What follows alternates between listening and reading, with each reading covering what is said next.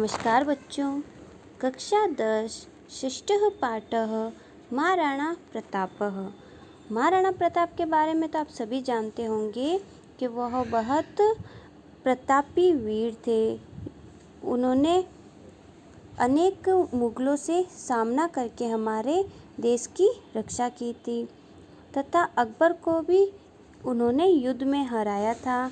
वह बहुत वीर शासक थे। तो आज हम इस पाठ में उन्हीं के बारे में पढ़ेंगे।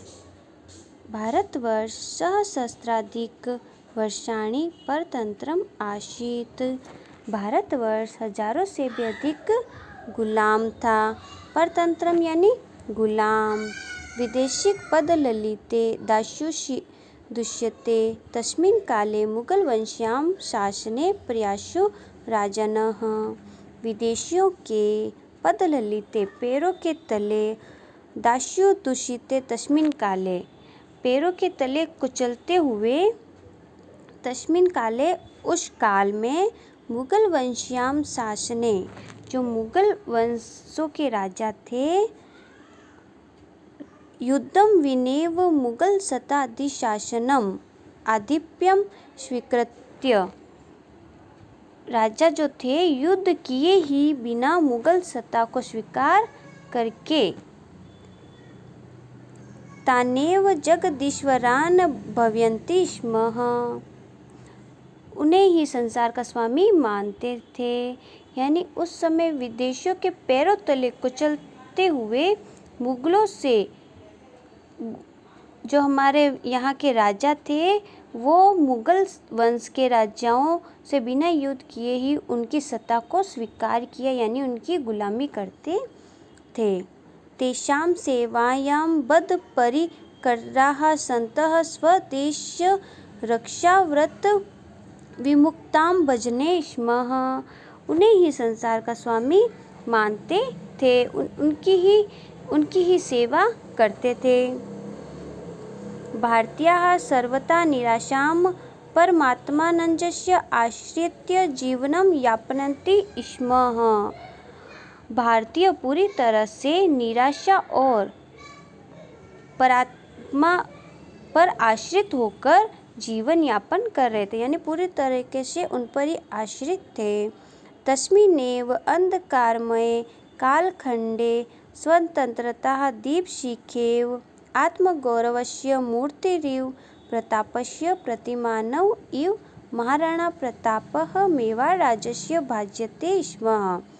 तस्मिन्नेव अंधकारेण उस अंधकार में कालखंड में स्वतंत्रता की दीप शिखा की तरह आत्मगौरव की मूर्ति की तरह महाराणा प्रताप मेवाड़ राज्य भज्यते स्म। महाराणा प्रताप की प्रतिमा यानी महाराणा प्रताप चारों तरफ चमक रहे थे। उस समय उन लोगों के अंधकार कालखंड को स्वतंत्र रूप की दीप शिखा की तरह आत्मगौरव की मूर्ति की तरह प्रताप की प्रतिमा चारों तरफ चमक रही थी। प्रतापः भारतीय स्वतंत्रेतिहासे स्वतंत्रतायाः अप्रतिम युद्धः रूपेण स्मर्यते। प्रताप भारतीय स्वतंत्रता के अनुपम युद्धों के रूप में याद किए जाते हैं। स्मृति यानी याद करना। श्रूयते पंचविंशत् वर्षात्मके शासनकाले मुगलैः सह अनेकवारं युद्धं कृतवान्। उन्होंने अपने 25 वर्षात्मक के यानी उन्होंने अपने 25 वर्ष के शासनकाल में मुगलों के साथ अनेक बार युद्ध किए।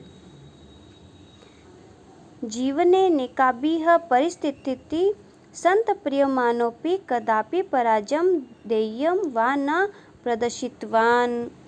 जीवन में अनेकों विपरीत परिस्थितियों द्वारा उन्होंने कभी भी पराजय अथवा दीनता प्रदर्शित नहीं की। उनके सामने बहुत कठिन परिस्थितियाँ आई परंतु उन्होंने कभी पराजय स्वीकार नहीं की। प्रस्तुत पाठ प्रातः स्मरणीयस्य प्रतापस्य परिचयं ददाति। येन छात्राः तस्य जीवनेन प्रेरणां प्राप्नुयुः। इस पाठ में महाराणा प्रताप के स्मरणीय का परिचय मिलता है, जिससे छात्रा महाराणा प्रताप के जीवन से प्रेरणा प्राप्त करें। महाराणा प्रताप उत्सर्ग परंपरायाः उत्वर्तभूमि प्रतापस्य पुण्यभूमि मेवाड़ राज्य को न जानती। उत्सर्ग परंपरायाः यानी बलिदान देने की, उद्व भूमि यानी उद्व भूमि कौन सी है? मेवाड़ राज्य यानी जो उनकी भूमि है वो कौन सी है? मेवाड़। प्रतापस्य पूर्ण भूमि मेवाड़ राज्य को न जानती। बलिदान देने की परंपरा में मेवाड़ भूमि महाराणा प्रताप के बारे में कौन नहीं जानता है। इदं राज्यं शूराणां शौर्येण यूनाम् आत्महत्या सतीनाश्च जौहर परंपरायाः विश्वसनीय जगाति महती। इदम राज्य यह राज्य शूराणाम सूरों की, वीरों की भूमि, शौर्य की भूमि, यूनाम आत्महत्या युवकों के बलिदान, सतीनाश्च और सती स्त्रियां, जौहर जो कि सती जो स्त्रियां थे उनके द्वारा जौहर की परंपरा पूरे विश्वस्य जगति महती प्रसिद्धम अलबत्त जौहर की परंपरा पूरे विश्व में प्रसिद्ध है। मेवाड़ राज्यस्य सिसोदिया वंशे बप्पा रावल, राणा हमीर, राणा सांगा प्रभृति वीराणां शूरता परंपरा विद्यते। मेवाड़ राज्य सिसोदिया वंश के कौन कौन थे? बप्पा राव, राणा हमीर, राणा सांगा प्रभृति यानी इत्यादि, वीराणाम इत्यादि वीरों की बहुत बड़ी परंपरा रही है। सुदीर्घ यानी बहुत बड़ी परंपरा रही है। अस्यामेव परंपरायां महाराणा प्रताप सिंहस्य जन्म, और इसी परंपरा में महाराणा प्रताप सिंह का जन्म विक्रम शताब्दी 1597 और ईसवी शताब्दी 1540 में ज्येष्ठ शुक्ल तृतीयाम अभवत। ज्येष्ठ माह की शुक्ल तृतीया को हुआ था। प्रतापः बाल्यकालादेव वीरयोद्धा कुशल सेनानी धीर्नाश्च आसीत्। प्रताप जो थे, महाराणा प्रताप बाल्यकालादेव वीर योद्धा, बाल्यकाल से बहुत बड़े वीर थे। कुशल सेनानी, कुशल सेनापति थे। धरनायकश्च आसीत्, धैर्यवान नायक के रूप में प्रसिद्ध थे। पितुः उदयसिंहस्य अनन्तरं प्रतापः महाराणा प्रतापस्य प्राप्यश्वरस्य। उनके पिता उदय सिंह के बाद प्रताप ने महाराणा पद को प्राप्त किया। उनके पिता के मरने के बाद महाराणा प्रताप ने उस पद को प्राप्त किया।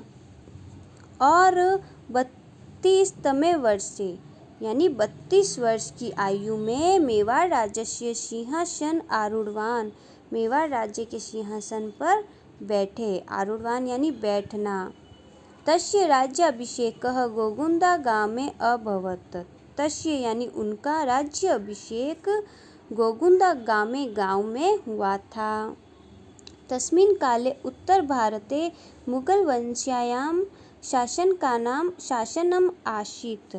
उस समय उत्तर भारत में मुगल वंश के शासकों का शासन था।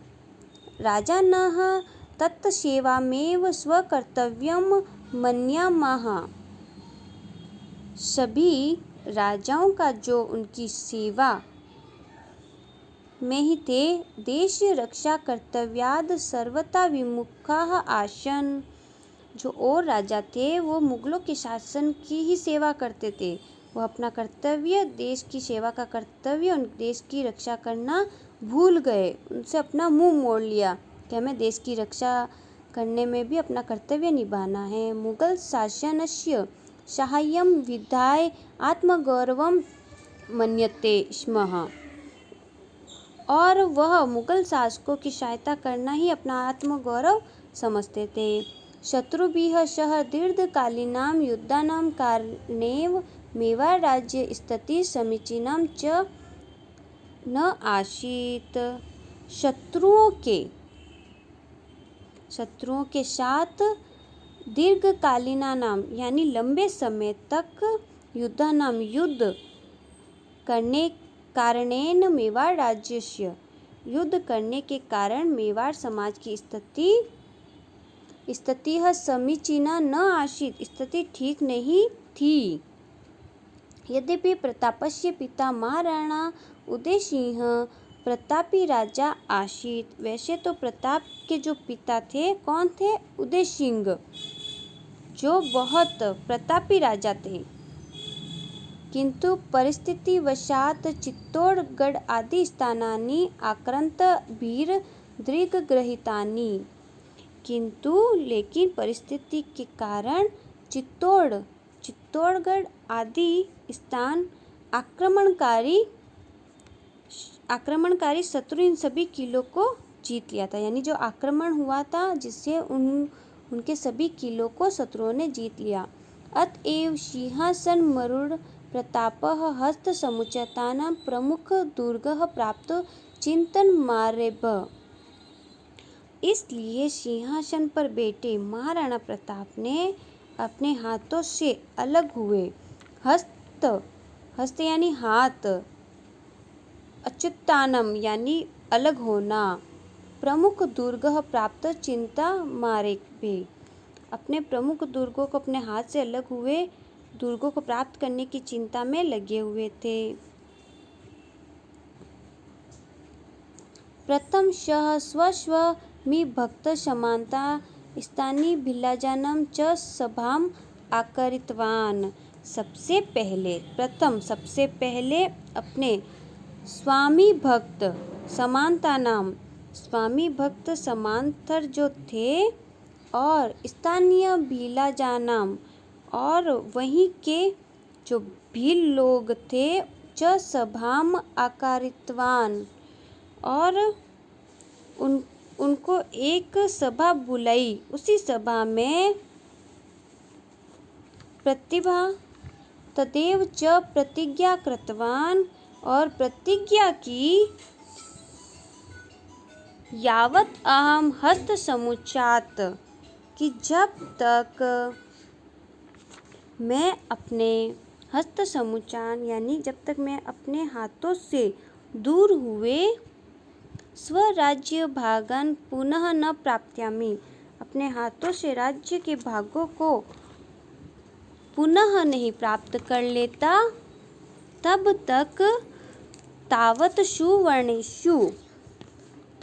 सुवर्णेषु भोजनम न करिष्यामि, तब तक मैं सोने के पात्र में भोजन नहीं करूँगा और राज्यप्रसादे वासम न करिष्यामि, राजमहल में निवास नहीं करूँगा, मृत्युलत्य च शय्यं न करिष्यामि और ना ही कोमल बिस्तर पर सोऊंगा। प्रतापस्य राज्यकाले अकबर इति नामकः मुगल शासकः आसीत्। महाराणा प्रताप के राज्यकाल में अकबर प्रमुख मुगल शासक था। अकबरस्य सेनया सह प्रतापस्य अनेकवारं युद्धम् अभवत्। अकबर की सेना के साथ प्रताप का अनेक बार युद्ध हुआ। मुख्य युद्धम हल्दी घाटी स्थाने अभवत्। मुख्य युद्ध कौन सा था? हल्दी घाटी स्थान पर हुआ था। अतएव एतत् हल्दी घाटी युद्धम इति नाम्ना प्रसिद्धमस्ति। इसलिए हल्दी घाटी नामक स्थान पर जो युद्ध हुआ उसको हल्दी घाटी युद्ध के नाम से जाना जाता है। अस्मिन् युद्धे प्रतापः चेतक इति नामकम् अश्वम् आरुह। इस युद्ध में प्रताप ने चेतक नामक घोड़े पर बहुशौर्य प्रदर्शितवान घोड़े पर बैठकर वीरता का प्रदर्शन किया। प्रतापस्य सेना पर्वतीय युद्धेषु कुशला आसीत्।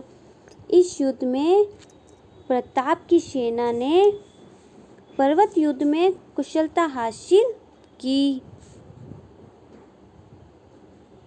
अतएव मुगल सेनायाः अतिश्रति जातः। इसलिए मुगल सेना की बहुत हानि हुई।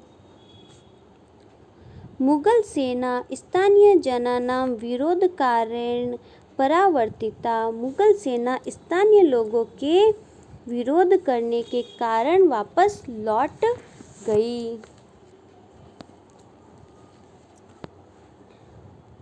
अस्मिन् युद्धे प्रतापस्य राज्येऽपि धनश्रुतिश्च सञ्जातः। इस युद्ध में प्रताप की भी बहुत हानि हुई, जन हानि और धन हानि हुई, जिससे तस्य सेनापि धनाभावे विघटिता। उनकी सेना को भी धन के अभाव में कम हो गई। परं प्रतापः कदापि पराजय न स्वीकृतवान्। परंतु प्रताप ने कभी भी पराजय स्वीकार नहीं की। उन्होंने कभी भी बहुत मुश्किल के सामना करने के बाद भी पराजय को स्वीकार नहीं किया।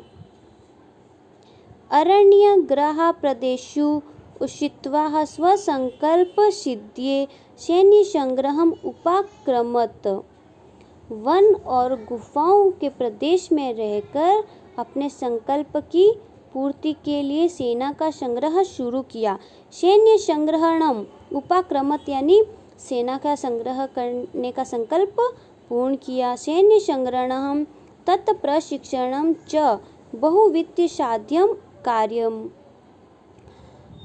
जो सेना का संग्रह के लिए और उनके प्रशिक्षण में जो बहुत अधिक धन का सहयोग चाहिए था।